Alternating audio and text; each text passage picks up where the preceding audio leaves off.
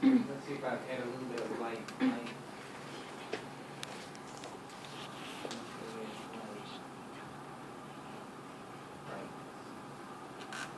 Stupid. Okay, is that a little better like that? Yeah.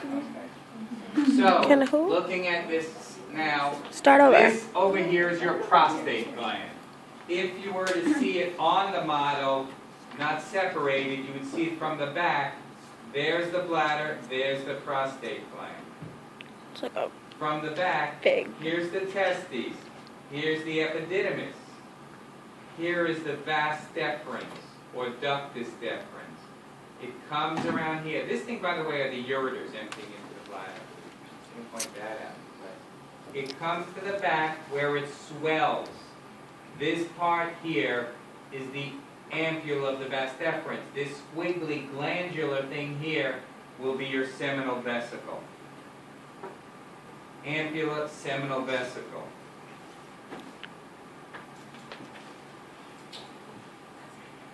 Ampulla, seminal vesicle. So this one in this case maybe looks a little more forward, a little different, but they're pretty much the same. Where they both come together over here is this portion here, the ejaculatory duct. So the ejaculatory duct meets into the prostatic urethra. So we saw the seminal vesicle, we see the prostate. This over here is Cowper's gland, or the bulbourethra. And it empties right here into that spongy urethra. Spongy urethra is here. It almost looks like you have two spongy urethra. You only have one, but you've cut it in half. We took a mid-sagittal cut, and it's got this hollow tube in the middle, being the urethra, right? The spongy urethra. So it almost can look like you have two of these. You only have one of these. It's cut in cross-section. And we see here the spongy urethra in the center. This is the corpora cavernosum. It looks like you only have one of them. You have two. We've cut this in the middle. This is the one on the right side, and this is the one on the left side. So you have two corpora cavernosum. You have one spongy cavernosum. And it widens over here to become the glans penis. Here is the bulb of the spongy cavernosum, here at the penile root. The crust of the corpora cavernosum, you can't really see it, but it's back in there.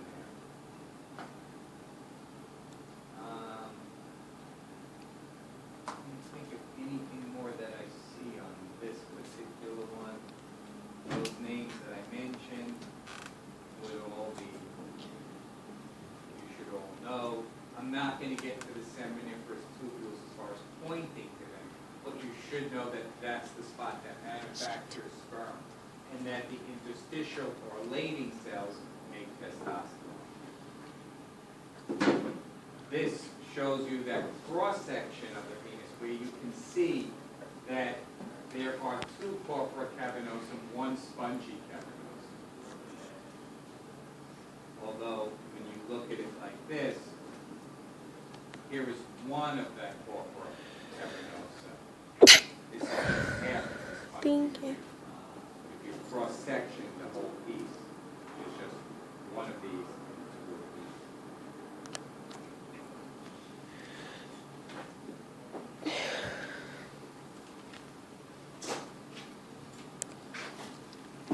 This again shows the seminiferous tubules in here. They all go back through the retestes, straight ducts, into the retestes, out efferent ductules, into the epididymis. This is where the sperm capacitation takes place. It starts to mature. It takes about 2 weeks. It goes from the head to the body to the tail of the epididymis, up, out into the vas or ductus deferens. Here is the seminiferous tubule. The spermatogonium are on the outside. The sperm wind up on the inside of the tubule. This is the cystentacular or lading or interstitial cells right through here. This makes testosterone. And sperm end up here. I just quickly put up a sperm slide because it's one of the things that we have, and this is a slide that's in the back. Take a microscope and look and see all those little buggers. Just notice the tail. They all got the little, their little swimmers are right here, so the flagella just swiggle back and forth, and they should hopefully be swimming straight. There's a tail, there's a tail. Be careful when you handle the slides, I don't make them get credit. The other slide. It's a long way to go. Is there a PowerPoint on the test? On what? Is there a PowerPoint section on the test? On the breast? On the test. On the test. On the test. I'm not going to I'm going to do this like I did last time. Yeah, because there is Classic. there's very little we talk about breast tissue, but we do a little bit part of the reproductive system. Yeah. Only this. There's never a dull moment in this I class. don't like looking at it.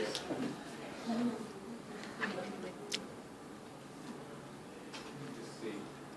Yeah, I'll look at this later. This is the testes, and the seminiferous tubules do look. You'll see them pretty clear on that. I'll go back to here. So this is. Now we can get to the female.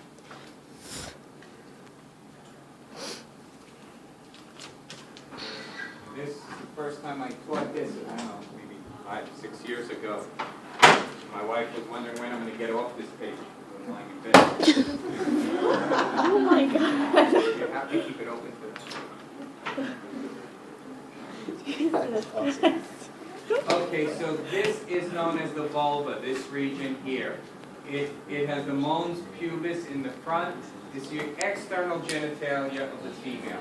Mons pubis in the front, the pubic symphysis with overlying fat. And this is usually a hairy area of skin. Then you've got little fat in this flap of skin, the labia majora or majus. And then underneath that is the hairless fold of skin, the labia minora or minus. That opens up into this area here being the vestibule. The foremost part of the vestibule has the clitoris, which is like a cavernosum, and it's got a lot of nerve endings there, and it's covered by the labia minora, acting like a hood or a prepuce covering it. Behind that is the urethral opening, leading into the bladder, and behind that is the vaginal opening. You can see with the rugae, so it's available for stretch. As we get into the ends of the vagina, there is folds on either side because the uterus is bulging into it. These folds are known as the fornix of the vagina. And this first part of the uterus that comes into the vagina, this is the cervix.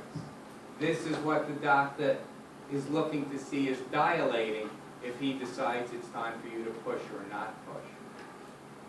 How many fingers wide this becomes. When the baby, by the way, is developing, it doesn't develop in this area here. This is, let's say, the space of the uterus. What happens is that little bugger called a blastocyst at that time starts to burrow into the endometrial lining. It gets into here. The endometrium has a lining called the stratum basalis, which is your basic layer. And then, with each cycle, when you release estrogen, that basalis becomes mitotically active, giving you a thicker and a thicker stratum functionalis. It's the stratum functionalis that little blastocyst, that parasite, starts to burrow into the endometrial lining, into the stratum functionalis.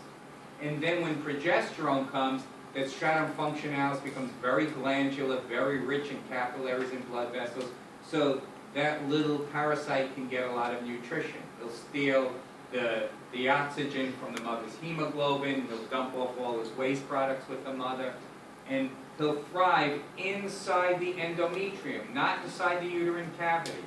But the uterine cavity eventually disappears because the endometrium spreads out, and it almost this side starts to touch that side if it's developing in here. Of course, if there is no impregnation, then the stratum functionalis gets thicker, thicker, thicker, gets glandular and blood vessels, but 2 weeks later, the corpus luteum dies, there's no more progesterone, the whole stratum functionalis, its blood vessels and glands, come out through the cervix into the vagina, and you get a menstrual cycle. You have menses. So the endometrium has the endometrial lining, and then it's mainly a muscular wall.